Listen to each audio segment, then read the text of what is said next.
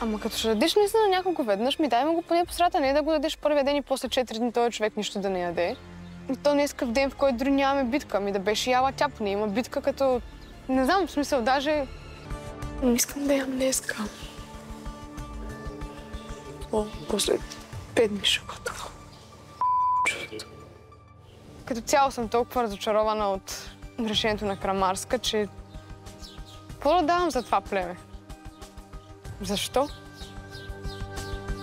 Играта. Ами отивам да се оправим, хора. Само някой да ги разбърква яйцата, че ще загорят. Разочарована съм от Анита. Не съм и ядосана. Може би обидена леко, но по-скоро разочарована. Аз си мислех, Ани, ако дойде, ще е супер. Аз толкова я чакам и толкова я защитавам. Право, супер. Да свърши някой нещо добро и те да му го нашият така яко. Разочарована съм, защото Анита много добре знае какво е чувството да те върнат там.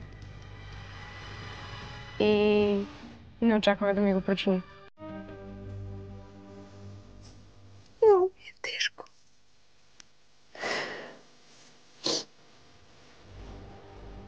Едно е да те смятат за слаб играч.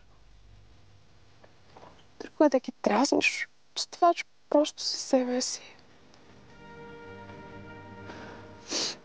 И поредък път някой да те праща на платото, защото искат просто тебе лесно да те бият. Ако нямам имунитет, аз ще си мълча. Просто вече не знам какво да правя. Сутринта тръгнах с нагласата, че ще изпратя Димитър вкъщи. А сега едно съм супер обидена на жените, че биха си пожелали да дойда аз. Две, защо му лъжат? Ида! Край! Битката приключи! Благодаря.